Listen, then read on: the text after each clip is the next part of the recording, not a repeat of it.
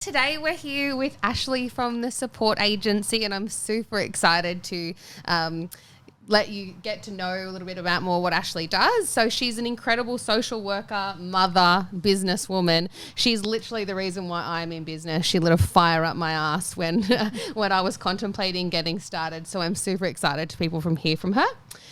So, Chris, over Great to to have you. Great to have you on. Something that we like to start with, just to get everyone to introduce themselves, is what's your elevator pitch. So if you're an expo and you've got 30 seconds, how do you describe yourself and what it is that you do? Okay, well, hello, I'm Ashley. Thank you for having me. My first time podcasting. Yeah. Feels so trendy. That's what all the cool kids are doing. Exactly. I'd say my professional tagline is that I don't give up and that funding is not a barrier. So I will always get a participant's outcome. It will take a long time because that's the NDIS and that's the climate that we work in, but I will always get there. Yeah, awesome. And what does support agency do? So I am a social worker. I've worked in disability for 10 years, started in high support group homes and studied and worked my way through. So I'm a specialist support coordinator, which is a really niche market, and we specialise in participants with complex psychosocial disabilities. And we also have an allied health team, so we do psychology and behaviour support. We really like to work as a team. While you'll have one coordinator or one clinician assigned that you work with, we really do collaborate. Everybody has their own strengths in our team. So we love bouncing off things and, learning from each other. And yeah, our culture it's a vibe. We have a blast. Yeah, you do have lots of fun, that's for sure. And I really like that. I know you're going to say it, but I'm probably stealing I love it before. all things, Ash. So, I'm my biggest cheerleader over here. You are going to say it, I know, because it's your thing. You like that people do one thing really well. I love that she has a niche. And that's it, because whenever I've called Rachel so many times where I've been working with providers or whatever, where they've got a participant that's, especially they've had funding issues or whatever, and they are really high complex care, and the first person I think of is yourself. I call Rachel and I say, hey, can you, and we've emailed back and forth a couple of times about a couple of different participants. And that's because you are niched in that area, and that's how you're introduced to everyone. Like, this is the go-to person for support coordination. Just because you can do things, it doesn't mean you should. I know I could run a group home. That was my basis. I worked in direct support in complex group homes. I know I could do that. Could I do it as well as Rachel? No. But I can do support coordination very well. Yeah. And it's such a high turnover role, unfortunately. It's really undersold. It's not funded very well. So people think, oh, yeah, I can do that. How hard is it to coordinate some funding? It's actually far more complicated than that. So the turnover is so incredibly high. And I've been doing this for a really long time. I've been a support coordinator since the NDIS rolled out. Yeah, wow. So as this role has changed, we made it up as we went along. Yeah. So there's not a lot I don't know about support coordination. And if I don't know it, I'll go and find it out. Yeah, that's very true. One thing obviously I love about support agency and yourself is that you do have a niche. So you know the service, the participants that you'll service and what you do really well. So what sort of made you make that business decision to just do what you do and do it well and not get registrations for every different category? Yeah, it started with support coordination because that's my calling. I am very good at this. I love this. I get really good results. Then there was a gap in behaviour support. The participants that came to me come with a lot of funding. When you're at that level where you have these complexities, you generally have a lot of specialist support coordination funding, and you have a lot of intervention funding, so a lot of behaviour support, a lot of OT. I found that other providers would not take these participants. And they would have a $30,000 BSP package, and someone would go, oh no, there's too much complexities there. I can't possibly take that person on. Like funding's not a barrier. So then I thought, well, we have to grow that. We have to build, like we have in support coordination, we have to build a team of behaviour support practitioners who have those skills and want those challenges and want to really make a difference, because there's so much potential with these participants. They've been told no so many times. They've been, put in a box, but they've got so much potential and funding that we can really work with. So I love that when I can partner with a BSP we can make a plan, and then, in 2 years' time, we can remove those restrictions. We can fade out. I've got participants on 3-to-1 support. I love that we can step that down, fade that out. We've all done our job. If they get to a point where they don't need me anymore, I've done my job. I would love them to graduate from me. in the corner, being like, they don't need me anymore. But really, you're like deep down. That is the best. When I can say to a participant, you know what, like, it's been a ride, but you've graduated from Specialist, and I get to pass you on to one of my wonderful level 2 colleagues, and they've got you because you've done the work. And we get to step that down. That's our job. There's always going to be a list of people that need me. Look at me, but that she does. She actually does. I'm not lying on podcast. No, that's our goal. We want 100%. a capacity build. We want to exit because that means we've done our job. So I love that. Yeah, totally. And then also the other end of that is not being scared to say no. So we don't take every referral that comes to us because you can't be an expert in every disability as well. So we really, as a team, with every inquiry that comes our way, we look at that and we go, do we have the skill sets? Are we the best person? Or do I know another coordinator that's actually going to be better at this than me? So we have really good relationships with other support coordination agencies, and I will say, you know what, you need approved by Frankie for this one. Yeah.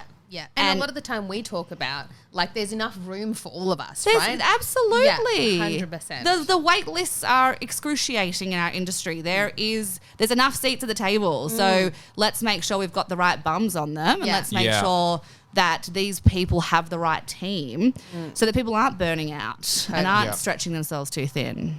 So a question that I've got is, I remember back in I caught the back end of block funding days, and what I saw a lot of was that providers would, because they've got to give so many hours and they got their money, that a lot of high complexity participants were gone straight into the too hard basket because they get the same money for easier participants, basically.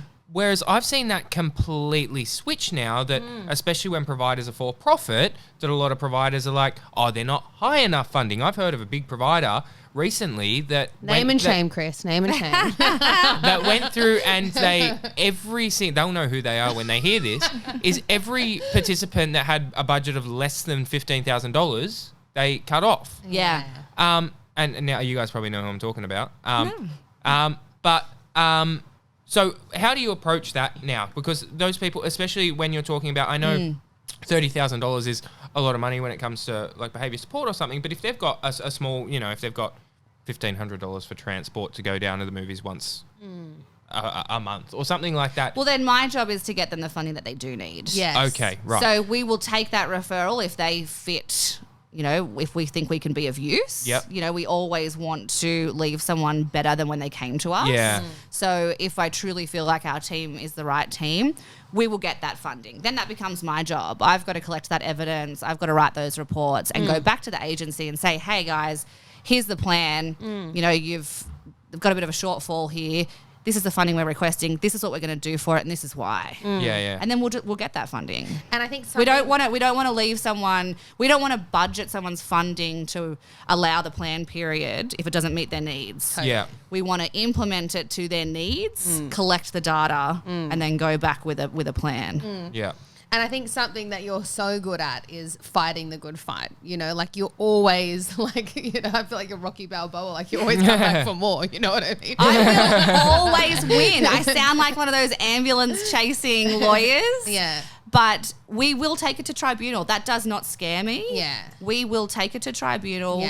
We will never request. And I also can have a conversation with a participant if what they're requesting is not a requirement. We can have those doesn't meet reasonable and necessary. RNN. if people are going to sometimes give it a stretch, and sometimes there's only so much creative accounting you can do. So if it really is not going to meet the guidelines, we're not going to go and fight for that. But if this is something that a support that someone really needs and we can rally, we'll do it. And those tribunals, they're a bugger. So Ash, where do you find the energy? Like, how do you find it? Like to go back and to fight the fight and to persevere and to, continue. Like how do you obviously do it yourself? And then how do you motivate your team to do it as well? Yeah, look, I'd never ask someone on my team to do something that I wasn't willing to do. That's for sure. I'm never going to throw someone into a fight that I wouldn't have in me. I mean, it's an emotional roller coaster. Like, we do this because we have bleeding hearts. So, and you know, that I'm a sucker for the bleeding heart cases. Rachel loves giving me those. She'll say, I go in that capacity, and she goes, yeah, but you need to take this one. I go, okay, we'll make it work. It is. I mean, I have a great life outside of my job. Yeah. I am very good at leaving my work at work. That took a lot of practice. That So really setting healthy boundaries, you reckon? that took years of practice, to the point where I actually don't even have a computer in my home because I don't want to put my kids to bed and then jump on the emails and then, you know, it's 2 a.m. again. I've done that too many times. I have children that need me. I have a life. I have a social life. I have a husband. They can't have me fall apart. So you've got to have self-care. You've got to find a way to unwind. Yeah. But then, yeah, I mean, I have my unhealthy vices like everybody does. Yeah. So that. And I do hit a wall sometimes and Yeah. need to retreat, or, you know, I get sick and have to listen to my body. So like when you're at work, you fully commit, and then when 5 o'clock hits, at 5 o'clock's your shut off time. Like you're home, you're with your family. You know, then you go back and you feel like Absolutely. you've had that Phones self-care off. overnight. Yeah. And then you can go back and have that energy to fight. Yeah, and look, fight sometimes again. I've got a lot on, and sometimes it has to be an 8 o'clock night at the office, and everyone knows that, and that's part of it. I run a business, you know, I wear many hats, so there aren't enough hours in the day.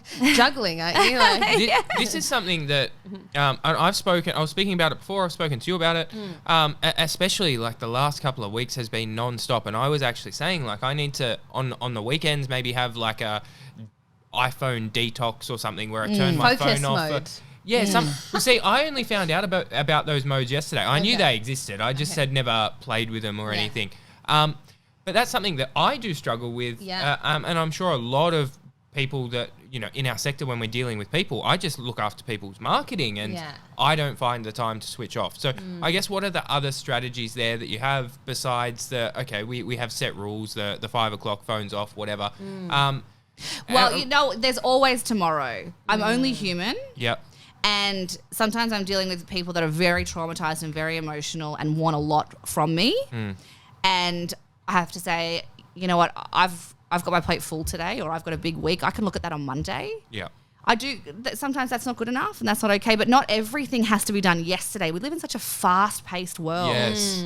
And we demand so much of each other. We had a bit more of kindness during COVID, but that is gone. We have forgotten all the lessons we learned through COVID. Yeah. So I can say no, because if my mental health isn't strong, if my body isn't strong, if my heart isn't full, I'm not going to serving serve anybody. Yeah. So Yeah. yeah, There's your takeaway, people. yeah, but you have to put yourself first. Yeah. You can't be a martyr. Yeah. I am not going to do good work if I am not good, and if my company is not profitable. If we take on every pro bono, there's always room for that, and we always will. But if that's our sole business model, we're not going to be afford to turn the lights on tomorrow, and then we're not going to be able to help anybody. Yeah. You have to be strong in yourself. You have a strong mind. You have to have a profitable business. You have to know what you're good at. Yeah, I think, well, we can just wrap that up there. I think we've got like 8 nuggets here, Chris. Like, no, I'm just joking. We'll continue because I knew that we were going to get a lot out of Ash today. But, you know, like, I'm writing lists here. But Know what you're good at. Like, just because you're a social worker or just because you're a really good direct support person, it doesn't mean that you know how to lodge a bass. So, I mean, I don't know who our audience here, if everyone's business owners, if some people are employees, if you've got a side hustle, but you can't do everything. So you got to surround yourself with professionals. That's as much as your network in business as in supports. As we on refer, I also hire people that are professional at things that I suck at. I have this thing. It's called the Dunning-Kruger effect, and I call it the cowboy effect in our sector, right? So what it is, it's this graph, and it shows on one side the people level of confidence that someone has, and then down the bottom their experience, right? And you'd assume that graph would be linear, but it's not. No. So the graph is actually the most confident that someone ever is is when they have the least experience. And the graph goes like this. Because they don't have the knowledge. And then they just think, and that's what I think naive. I think that's what the problem is with the sector. I'll get it put up on the screen so you can see exactly what I'm talking about. Yeah, because I was like, we're not going to be able to see this. Yeah. Just joking. But it's in my book. Actually, so. Yeah, plugging the book, totally. Soon to be on Audible. At request of Rachel. But that's what I find with a lot of these people that come into the sector. They come and they're the ones that, and you always say to me, oh, you can't do that. When people come and go, I want to fill 15 SIL houses by July. Like, it's not going to happen. No. Why not, Chris? Why not? They just think that that's how that our sector works. They go in and they register for every registration group. And straight away, you know that, like, they have never been in our sector. They're here for one reason. They're not here to make a difference. And there's so many of those. And they'll see a plan. Many. You know, my participants majority of them have over $1 million plans. Yeah. So a cowboy like that will look at that and go, oh, cha-ching. Yeah. I am the SIL provider for you. Yep. All of a sudden, I can do optometry. Someone who comes with that kind of funding, yeah, they are not going to be profitable. Yeah. Because you're going to have to work twice as hard for that participant. Yes. There's so much more that comes with that. So those cowboys are better off taking those direct support shifts and slowly building up a repertoire, getting some experience. Being a sponge. That's a sector issue that we have, is that there is no minimum educational requirement. That really frustrates me. My team is educated. Yeah.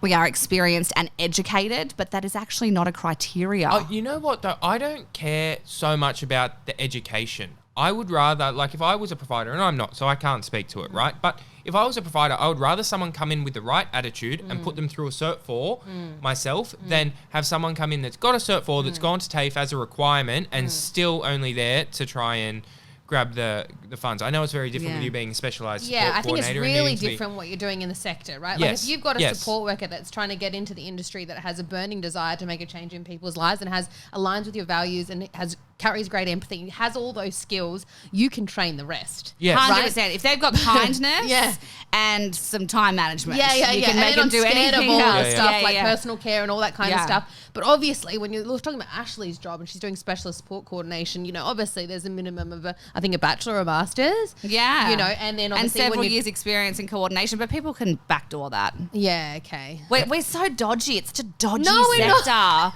It's such. But then not why the people on this podcast? Why have registration, right? Why make us jump through hoops and pay for the privilege of being audited, and then you can have all these non-registered providers? And you know what? It's not even that. To get you've registered, set Chris off now. to get registered, Triggered him. you don't even need to have the qualification yourself. You just need to have a piece of paper that says that you'll subcontract. So I can get optometry registered as an optometrist just by because you'll hire an optometrist. Yes, that's all. Can we not tell people this on our podcast? Okay, so what I want to know, as a support coordinator, how do you flesh out the cowboy? So, like, obviously your sole purpose is connecting your participant with, you know, really good providers. So how do you flesh out the ones that That's really hard. So that's trial and error. Look, we've doing this for such a long time.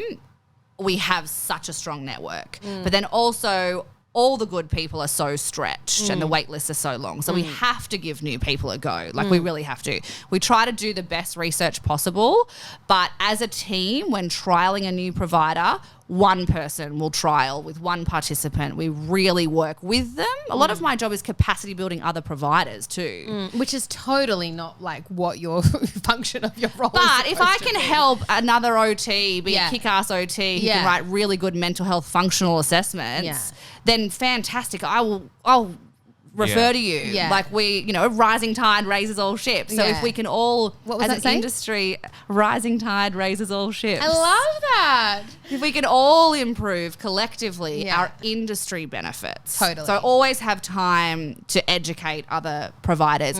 But we're pretty ruthless with if you stuff up, if you give us a poxy report that we can't use, if you drop the ball as a service provider, we won't refer again. And that's why we are ruthless. Yeah, that's what I always say too, is that like, you know, we're also very scared of these cowboys in our industry, right? Like, you know, making stop such a giving them bad the name, work. but also making such a bad name, but it will all come out in the wash because a Yes. really good support coordinator will go, oh God, that was never use them terrible," again. and never use Or them again. I'll Yeah. come You on know? this podcast and just talk shit about them, and then no one will send them any work. So if you're a shit provider, We'll just have a name and shaming day where we I just will. collect And I'm all of just the gonna- shitty providers. one. You need one of those shock jock buzzers. Name and Yes, shame. exactly. I love that. I love that. Okay. So let's say one of the strategies for new providers when they get into the industry is to reach out and contact support coordinators. They let them do, know. Now, yes. So you would get 3,000 calls a week. Many, Hi. many. And they many. would literally, again, they would go, hi, just letting you know that I have availability for SIL, SDA, and then just No, here's what I get. optometry. Here's Yeah, what I give get. us the I go, spiel. hi. Hello, this is Ashley. Oh, hi. How you going? Yeah, good. Yeah, I need some participants. Oh, no, you don't. Bullshit. That is the level that you get. This is why they need to come to me, because That's I the fix this level problem. that No, you because get. you wouldn't want them anyway. Oh, Like, you true. don't So want I them. get these Yeah. calls non-stop. But a lot I mean, of they're not people meant have to really use. poor skills Yeah, at yeah. doing it. Okay, It's not that's that a they're different bad. Yeah. story. Sorry. They're keep not going. meant to use the registered provided list to market to, but look, everybody does it. I've So- never done that. Oh, this how? Oh, I didn't. Oh my God. me neither.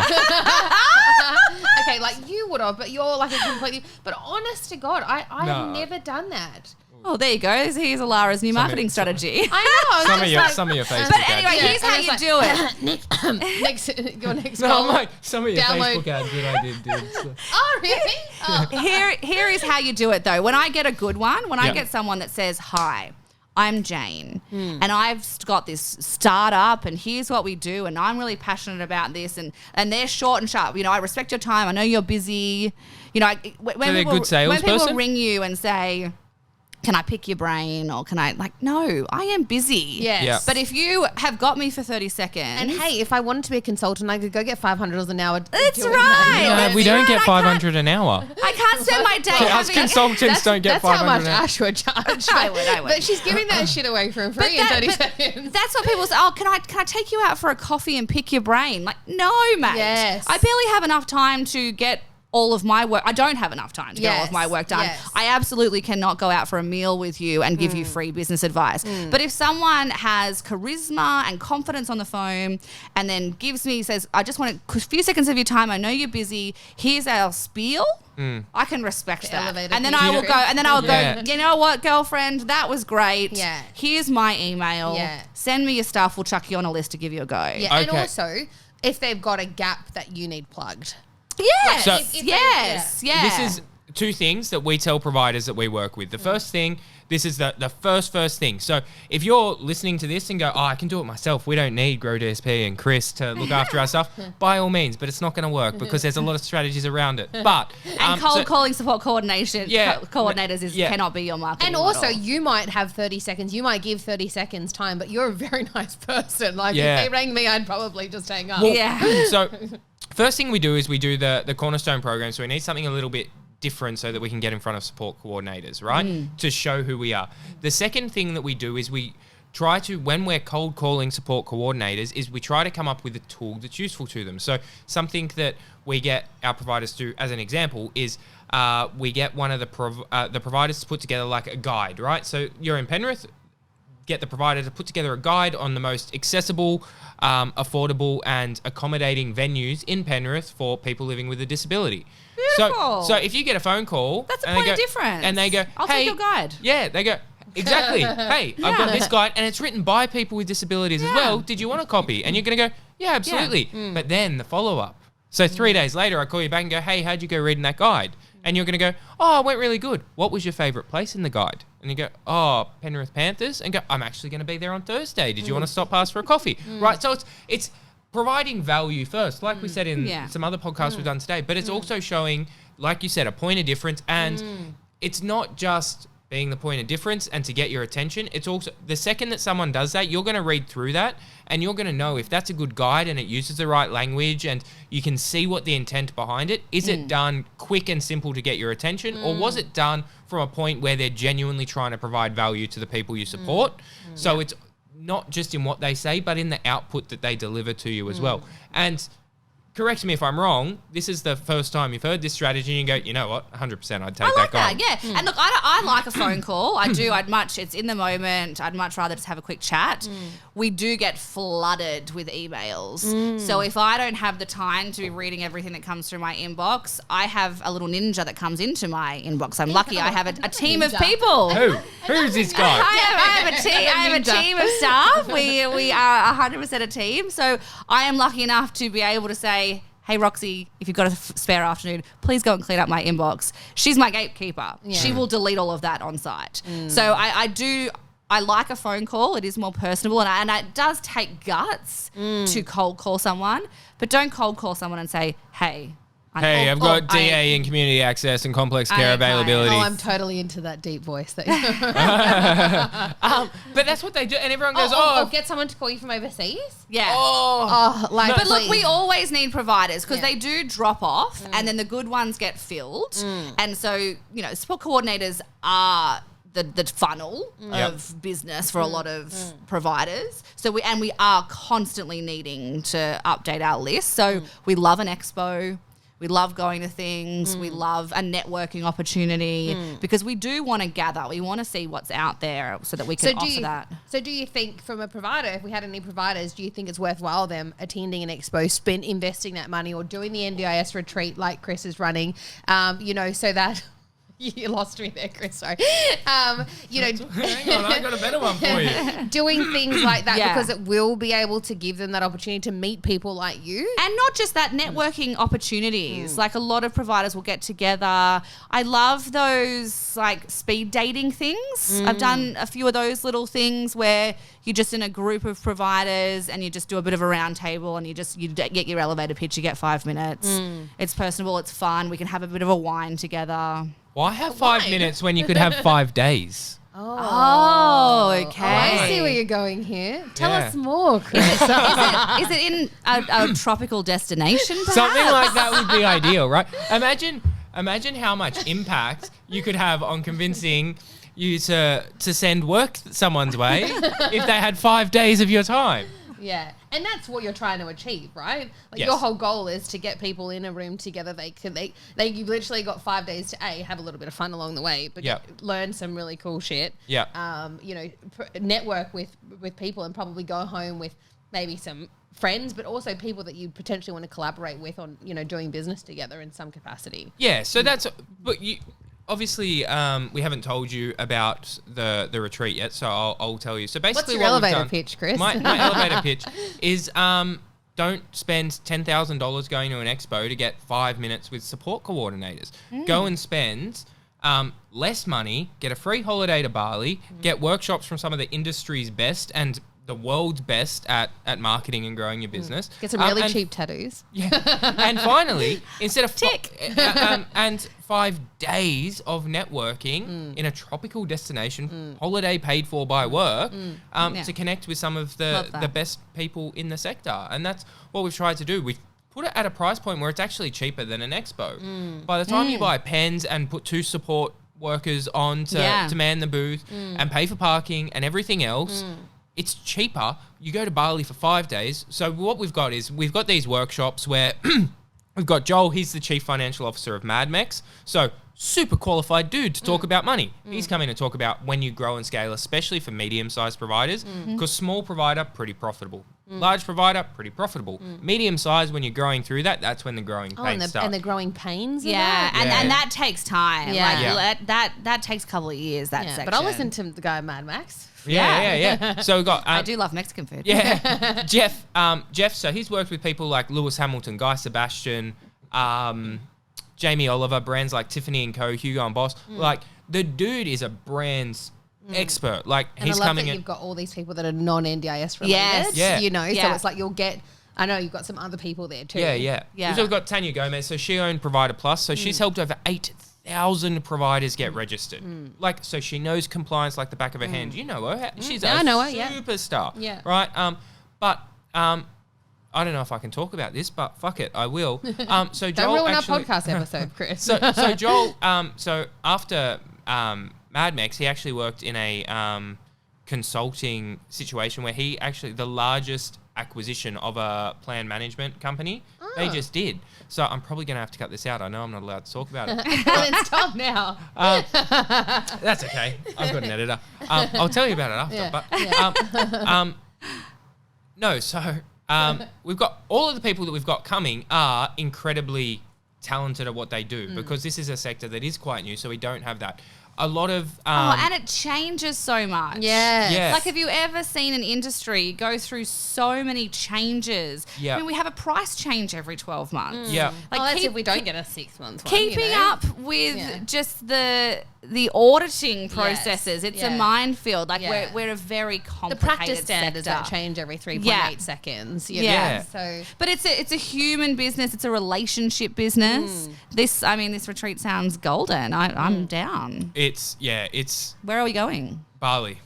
Nice. So what we also add, but see, everything we've done has been so thought out. does So she have to fill out the qualifying, No, it's the all expression right. of interest, That's or all right. I think from our I'm a 8 golden specialist support coordinator. No. I think from Is this that like interview the badge where we figured out that she's probably worthwhile attending. Yeah, so something that's been okay. So, all right, you've got no knowledge of this. Like everyone listening does. So they're just hearing it on repeat. But so what we did is to get in, like you actually have to apply. So we've had well over 100 applications. Fantastic. And I love have that. been ruthless with it. You have to. You have to know what to say no. You have to know what Yeah. your criteria is. I have been. If you get a ticket, like half of And it he as knows well. that I'll hold him accountable. Yeah. If there's any shit people there Yeah, too. well, half of it as Well, well. you could have one ego ruin a vibe. 100%. You know, you can't have someone sucking the oxygen out of the room, especially if you're going to be there for 5 days. This sounds like it's going to be quite an intimate group. Yes, yeah. So we've intentionally been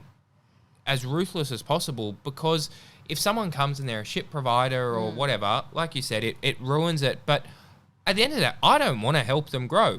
There's a lot of people as well that are great providers that have missed out just because we don't have space because there's not going to be enough networking opportunity.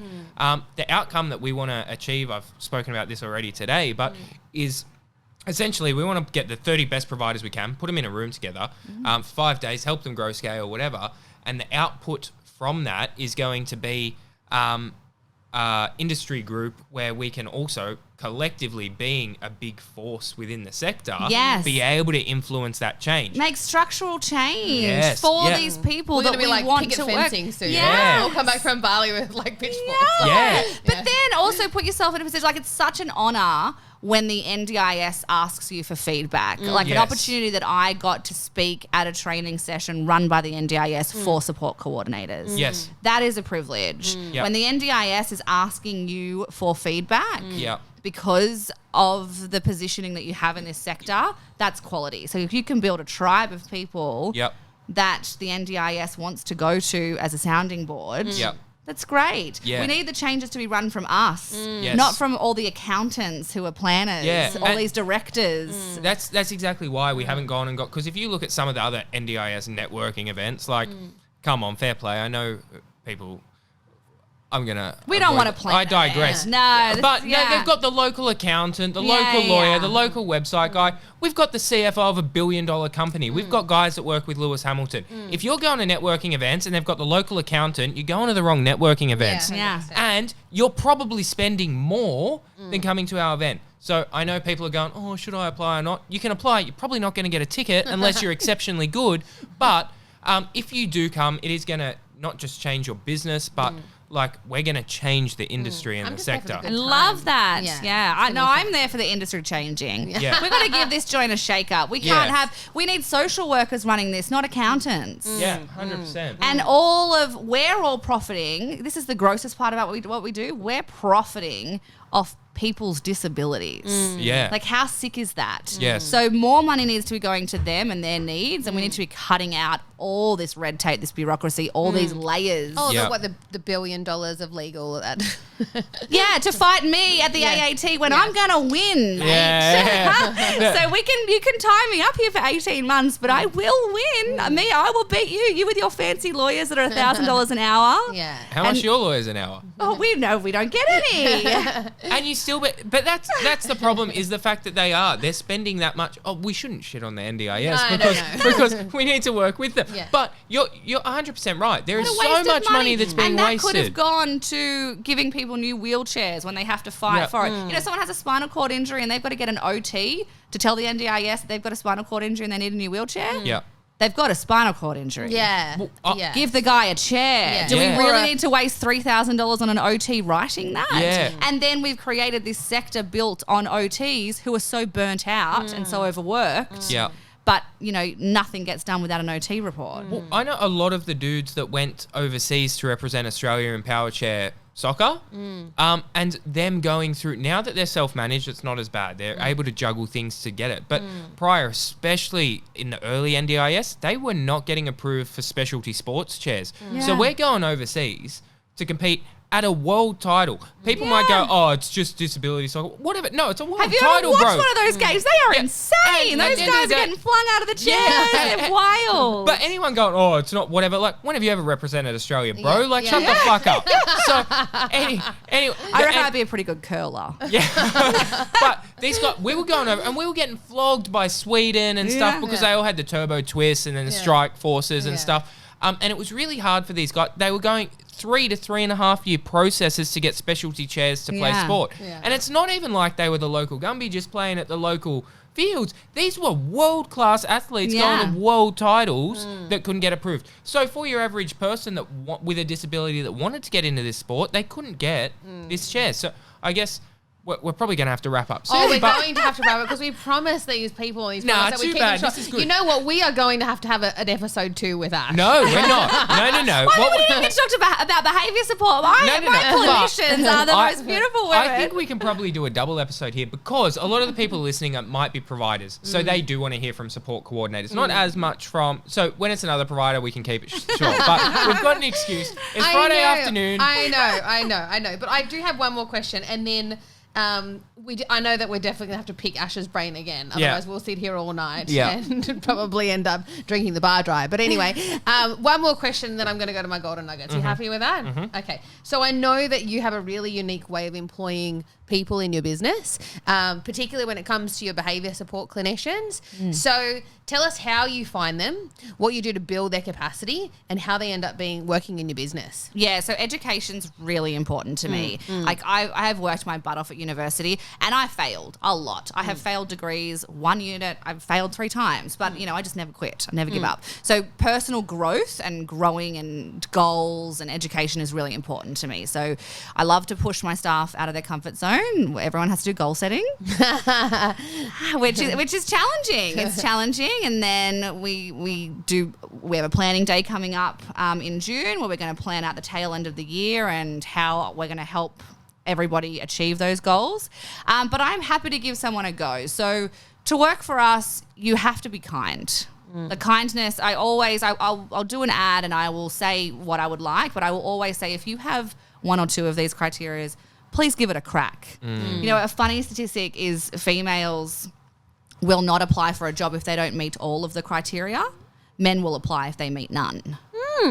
So you really got to push women to get out of their comfort zones and apply and have a crack. Yeah. So we really have a high focus And on our personal workforce, no development. offense, Chris, is 80% female. More. But Really? it's male dominated in the management roles. It is now. It still is. And you know what? So when I came in block funding, that was why I was able to grow and scale so quickly in this sector was 100% because I was a guy. Yeah. Because there was such a lack of men. And I got the privilege of being able to jump and scale really quick because firstly I have male privilege because I'm a male. But no. But But good on you seriously, for acknowledging that, for being aware of that and being grateful for that. But the second thing is I'm in an industry... Ash is much nicer than I.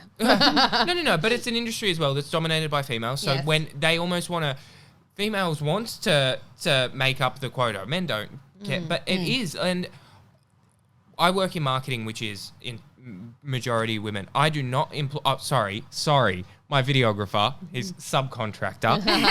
He In is the room now, right now, but, so be very careful. he is. But every single other person that I employ and work with is a female. And it's just because you guys are so much more organized than us as well. And you do so much of a better job. But then exactly what you said about that statistic with that is, one of the people that work for me, she was at my birthday and she gave a speech and she's like, oh, thanks so much for believing in me and everything. And it was like, it's so different. So I don't know how you guys approach that in the sector that people want. I would look at a role if I was looking for one and go, hey, I do meet most of that criteria. I have a heartbeat. I'll apply. Yeah. I meet most of that. I'll have a crack. Whereas it is. Females won't. So recruiting is the hardest. Right. I mean, look. And we tried everywhere it is, and post-COVID, it's so hard to get staff, but that is our number one challenge. If you ask any disability provider, recruitment is the number one challenge. Yes. So you have to be creative. So I go more on skills and a vibe, and our culture is so important to me. I've worked in places with toxic workplace cultures where we stayed for longer than we should have because of our love for our participants. So I want people to be proud to work for us. I get referrals from staff because they say to their friends, you got to come and work with Ash. That, like, what an honor when someone brings a friend to work, because it's such a fun place to work. So our culture is a vibe. My staff have the opportunity to do some days from home if they like. I love walking into the office and everybody's there. I'm like a happy mum whose kids are all home for Christmas. I love that because they're choosing to be there. We vibe off each other. But I want to give people a go. Look, education is important to me, but it's not the number one, and I can always give that. And I think that is a common theme that we're hearing. Yeah, too, right? it's more about the quality of the person and looking at those skills that are transferable. We have a new employee that started this week, and when I interviewed her, she said, I've just done the books for my husband's trade business for the last 6 years. I'm like, done the books. Familiar. I'm like, mate, I hate doing my husband's books. I'm a builder's wife. That is a tough gig. I do not have that skill set. I do not like accounting. So Next to say I've deep dived into your Xero account. to say I've just done that. So the transferable skills of that. She has lived experience with disability. She has a beautiful personality. Like, they're the things I care about. The rest we can teach. Yeah, and we can teach NDIS legislation. I think she was here for our interview. She's basically said what I said. No, this is what I'm saying. Everyone that we've interviewed they're coming to the retreat, and that's what I've been with. I've spent hours on the phone to people before I've said to them, yes, you can have a ticket, because exactly what you're saying. It's almost like if you've listened to this podcast, you've listened to all our podcasts, because we all say very similar things. We all have a similar attitude, but something that we haven't touched on that I'm going to ask both of you, is have some water, Chris. Drink break. Coughing on our podcast all over our microphones. Back to it. Okay, so something I'm going to ask you guys is, what about those early hires though, right? Because obviously once you have 20 staff, if you fuck one up and get one wrong, it doesn't matter as much. You can go, okay. But the first, because you guys get so much buy-in. Oh my gosh, the first hire, the idea that this is a real business. Yeah. Right now the thing that keeps me up at night is the amount of families that I'm responsible for because of the wage, and we've got to make sure we're profitable because of all of the staff we have on our team, and I don't want to let any of them down. But that gets easier. That first one, I mean, you overanalyze, you second guess. Like that was the most nerve-wracking. My first hire was a virtual assistant. She's still with me, Roxy. She's my main man. She's the best. She's the ninja behind. Shout out to Roxy. She's the little ninja behind everything that we do. She fixes things. She just pulls everything out of everywhere. She's magic. I couldn't do this without her. So she was my first hire, and then my second hire, full-time employee, was a behaviour support practitioner, and I really needed someone who was going to be my partner in crime, who really wanted to take on the participants that I had. So I hired that staff member with a caseload for her. Right. So I gave her the case studies of all of the participants, and she had to take them because otherwise there was no point. So I literally built this role for these participants in mind. Right. But that was nerve-wracking. I actually paid her more than me. I took a pay cut to make sure she could get paid. The things you do early on. Yeah, Who was your first hire, Rachel? Oh gosh, my first hire was April, and this is a huge shout out to her. She's still my ride or die to this day. She's just gone off to have a baby. I'm so excited to have her back. That she's coming back in a more senior level. And I think that's also another thing. If you do have staff members that have dedicated their life to building your business and providing a great service to the people we're so fortunate to support, then support them in return. Oh, 100%. Build them up, upskill them, dedicate the time, because then you got longevity, you've got loyalty, you've got passion. They're a great representation of your brand. And so I was so fortunate when I could offer her that role to come back into, Yeah, you need those key players. My GM, Nikki, my right-hand man, it took her a really long time to stop saying your business, and now she finally says our business. Because it's not, I want everyone to have the buy-in. We're a community. I don't make decisions without staff input. We make these decisions together. I pitch an idea and we hash it out and we make a decision together. Yeah, and then you've actually got more buy-in when it actually is up to them to roll out and implement it, right? Yeah, they're key. Our employees are gold. I could not do any of this by myself. It blows my mind that I am responsible for such a successful business when I can't even get my computer calendar to sync to my mobile phone. Oh, man, I can't even get Vodafone to connect to my phone. And then sometimes the staff, and they watch me do this and they go, How did you get here? I know. I said because something. of you guys. I know. Because of everybody else. I just have the ideas. Yeah. And everybody else makes them happen. I'm the same. Connecting all of these things. I thought I was the only one. Last time I ordered pizza on the app, it came 3 times. This isn't an exaggeration. 3 times. And probably by 3 different Uber Eats drivers. Yeah. And it's like... collectively, across all of the providers we work with, we control nearly $1 billion of funding. I can't order a pizza for myself. I know. I can't get my phone to mirror my computer. I mean, they're on the same program. I know. And I walked into my colleague's office the other day and I was like, oh, Sugar, how do you upload something to YouTube's again? And she's like, YouTube? So I was like, what are you, 90? And then... The Google. Yeah, I know. What's Google? Are people using that already? We really need to work on your branding. And I was like, okay, cool. How do I do this? She's like, firstly, we've got to put a picture on your LinkedIn profile. I was like, do you have LinkedIn? Yeah. I don't. Yeah, I know. I was like, see, these are... Yeah, you have a good tribe, Yeah. and then you have to have a good network as well. Like Rachel and I mean, we say this to each other every day. We couldn't do this without each other. Yeah, totally. And our biggest regret is not doing this together. But Yes. then you know what? We probably wouldn't have these complementing businesses if we did do it together. But we are each other's sounding boards, and I love to grow that tribe. Yeah, exactly. And I think that's one thing about the good people in the sector that are in it for the right reasons, that, have a burning desire to help people, is like the other 2 we've had on today, is that, you genuinely want to build other people up. Yes. So. And build a network outside of our sector as well. I'm on the board of the Penrith Valley Chamber of Commerce, and we have such a diverse business offerings in our group, and we learn so much from each other that is applicable to our sector. Yeah.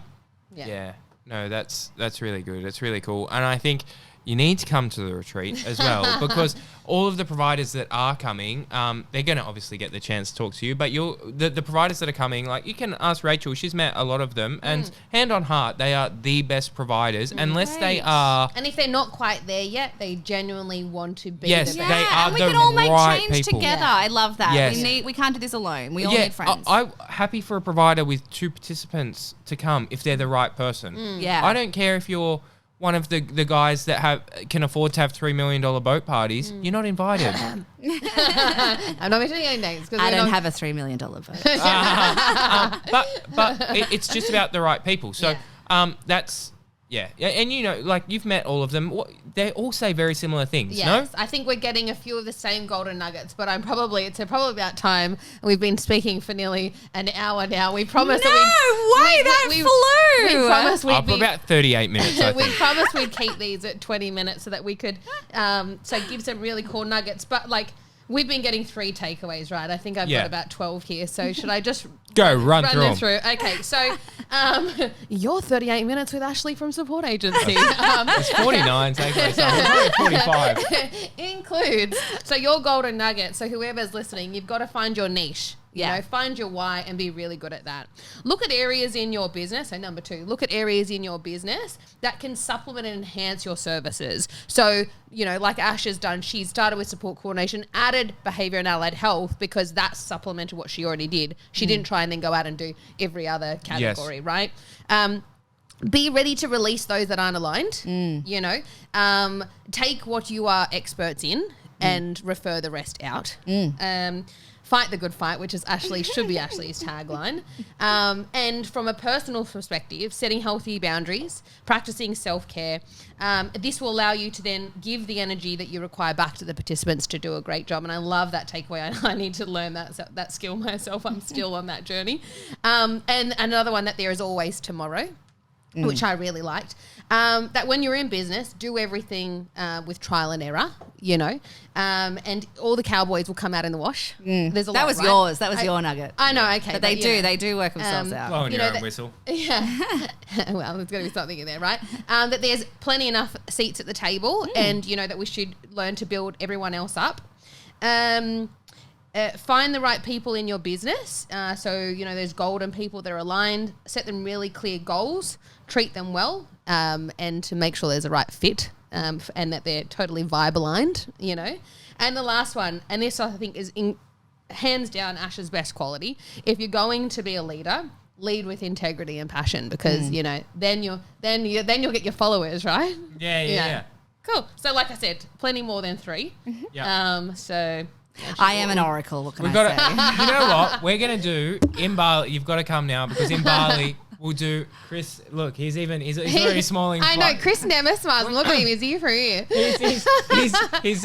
So we'll do a special. Maybe we can do a live podcast. Oh, I love that idea. In Bali, Yeah. Sunset, Yes. Drinks, Yes. and we'll just My name and fault. shame. That'll Cheeky be our mug. name and shame Cheeky mug episode. in hand. Yeah, I love sunset it. at Coup d'etat. Beautiful. All right, Awesome. done. Thanks so Cool. much, Ash. It was a vibe. Thanks for having me. Excellent. Thank you for joining, and we'll chat to you in Bali. Woo!